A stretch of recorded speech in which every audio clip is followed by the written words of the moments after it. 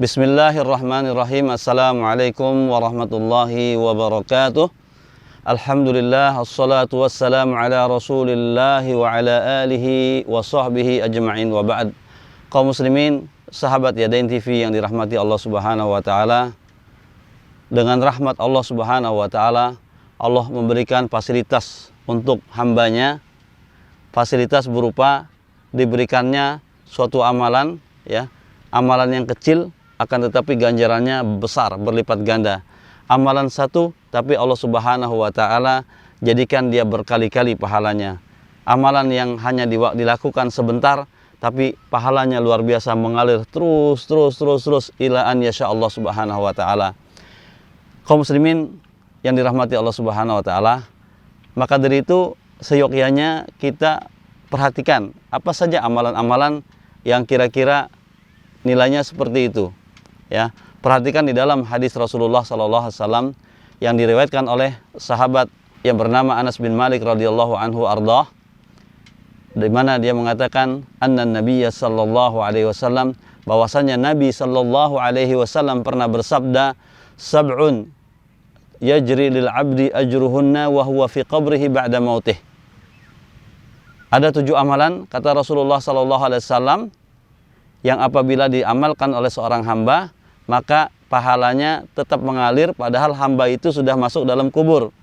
Ya, bayangkan ada 7 amal, ya, sekali saja dia lakukan di dunia ini, tapi pahalanya terus mengalir sepanjang dia hidup. Bahkan bukan hanya itu, lewat daripada dia hidup, artinya dia sudah masuk ke dalam kubur, tapi Allah tetap masih akan ganjar dia. Ya subhanallah. Ini adalah suatu amalan yang luar biasa yang patut untuk mendapatkan perhatian dari kita sebagai orang muslim yang benar-benar mengharapkan suatu pahala yang besar yang kelak apabila kita datang ke hariban Allah Subhanahu wa taala, kita bisa jadikan dia sebagai tameng daripada api neraka dan dameng daripada kemurkaan Allah Subhanahu wa taala. Dan kita jadikan dia sebagai sarana agar kita dapat ridho Allah Subhanahu wa ta'ala, dan agar menjadi sarana bagi kita untuk dapat tempat yang berbahagia kelak di akhirat saat kita pulang ke hariban Allah Subhanahu wa ta'ala. Apa saja amalan itu? Ya, amalan itu disebutkan oleh Rasulullah sallallahu alaihi wasallam. Yang pertama adalah man 'allama ilman, yaitu barang siapa yang mengajarkan ilmu. Yang kedua, au ajra nahran, atau mengalirkan sungai. Ya, sungai tadinya berhenti airnya atau tidak mengalir, kemudian kita alirkan dengan berbagai macam cara agar orang dapat memanfaatkan air tersebut.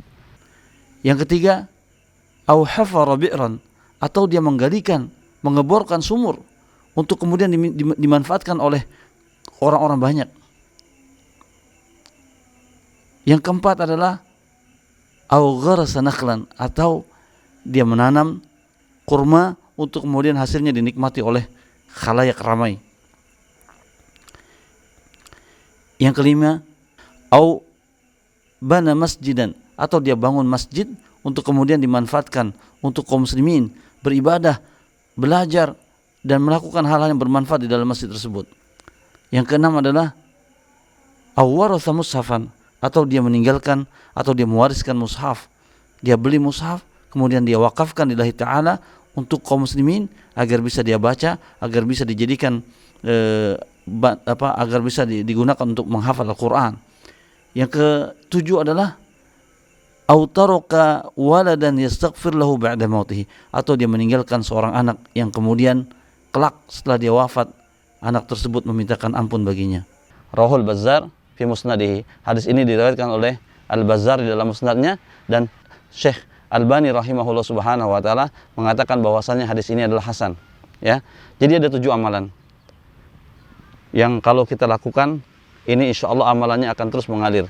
Ya, tapi saya ingin mencoba untuk membahas satu saja dari yang 7 ini, yaitu yang pertama, di mana Rasulullah SAW mengatakan man 'allama ilman, barang siapa yang mengajarkan ilmu. Ilmu di sini tentu saja ilmu yang bermanfaat, ilmu yang baik, ilmu yang dapat mendekatkan diri seorang kepada Allah Subhanahu wa ta'ala. Ilmu yang apabila diajarkan dapat menambah ketaatan seorang kepada Allah Subhanahu wa ta'ala. Dan Ini menunjukkan bahwasannya kita ditargib di dalam hadis ini untuk menjadi orang yang alim, untuk menjadi orang yang berilmu. Kenapa? Karena tidak mungkin tanpa ilmu itu, nggak mungkin kita mengajarkan orang ya ilmu itu. Ya, kenapa? Karena di dalam pepatah bahasa Arab dikatakan faqidu syai' la yu'ti. Orang yang tidak memiliki sesuatu, orang yang kehilangan sesuatu, nggak mungkin dia memberikan sesuatu kepada orang lain. Artinya gini, dengan gampang, orang kalau nggak punya uang, nggak mungkin dia bisa memberikan uang kepada orang lain. Orang yang tidak memiliki harta, tidak mungkin dia memberikan harta kepada orang lain. Begitu pula orang yang tidak memiliki ilmu, mustahil dia akan memberikan ilmu kepada orang lain. Ya, di dalam peribahasa yang lainnya dikatakan apa? Faqidun nur la yustarsyadu bihi. Orang yang kehilangan cahaya, nggak mungkin dia bisa dijadikan pembimbing. Ya, artinya gini, ketika kita ingin memberikan ilmu kepada orang lain, maka hendaklah kita juga berilmu. Ya, namun perlu dipahami bahwasanya yang namanya berilmu bukan berarti kita harus lulus dulu dari Universitas Islam Madinah di Timur Tengah, tidak ya. Kita belajar setidak-tidaknya kita meyakini bahwa apa yang kita dengar, apa yang kita ketahui benar-benar ya datang dari Al-Qur'an Al-Karim berdasarkan tafsiran daripada salafus saleh yang juga berdasarkan hadis Rasulullah SAW yang sahih, ya bukan hadis-hadis yang dhaif, apalagi hadis mungkar atau apalagi hadis yang maudhu ya. Nah, kalau kita yakin kita dapati itu, maka tidak ada salahnya kita pun, dan kita insya Allah termasuk orang yang di dalam kategori daripada hadis ini ya. Jadi kita ajarkan orang lain dengan ilmu yang kita dapati dari orang, dari guru yang kita percaya, dan berdasarkan pengamatan kita bahwa apa yang dibicarakan itu berdasarkan Quran, berdasarkan Sunnah, berdasarkan pemahaman daripada salafus saleh, kita bagikan ya. Jadi ini pun insya Allah kita masuk ya, walaupun aslinya adalah orang itu sendiri langsung. Jadi taklim al-mubashir istilahnya. Jadi dia mengajar langsung dengan ilmu yang dia miliki ya.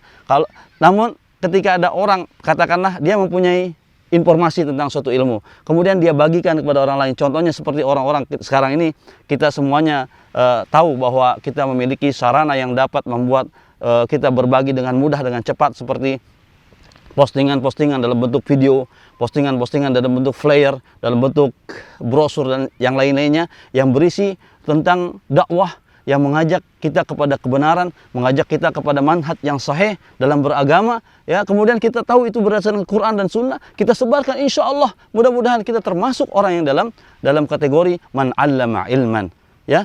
Jadi sekali lagi saya katakan, jadi ketika kita katakanlah kita bukan orang lulusan dari Timur Tengah, kita bukan orang yang lulusan dari pondok, pesantren, fulan segala macam, akan tetapi ketika kita mengetahui bahwa ini adalah merupakan ilmu yang benar datang dari Al-Quran, ilmu yang benar datang daripada hadis sahih, ilmu yang benar berdasarkan sesuai dengan pemahaman manhaj salafus saleh, maka kita sebarkan ya, dan kita ikhlas lillahi ta'ala, insya Allah mudah-mudahan kita termasuk orang yang mendapatkan keutamaan daripada hadis ini ya.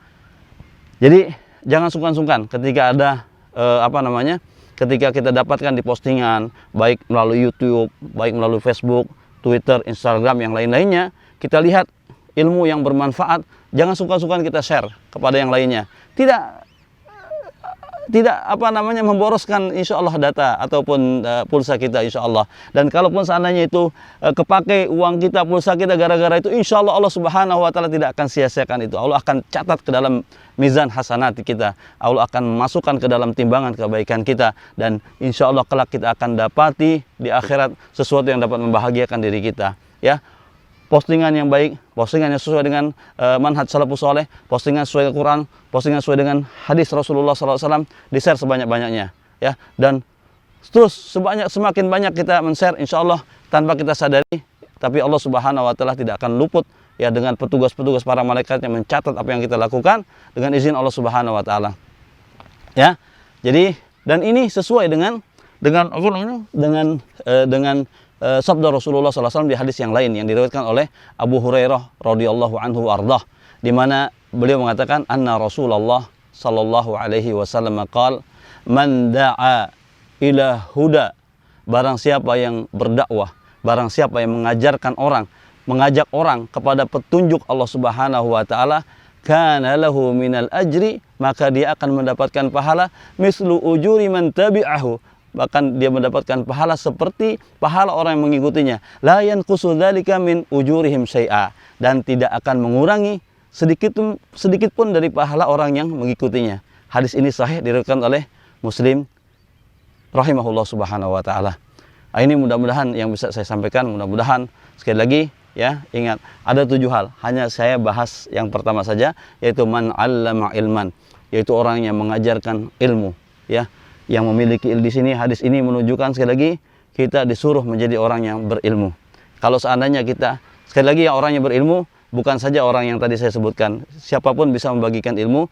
Insya Allah hanya saja kita perlu meyakini bahwa apa yang kita share itu benar-benar adalah ilmu yang sesuai dengan Al-Quran dan Sunnah berdasarkan pemahaman daripada salafus saleh. Ini yang bisa saya sampaikan. Mudah-mudahan bisa dipahami dan mudah-mudahan bermanfaat untuk kita semua. Billahi taufik wal hidayah. Wassalamualaikum warahmatullahi wabarakatuh.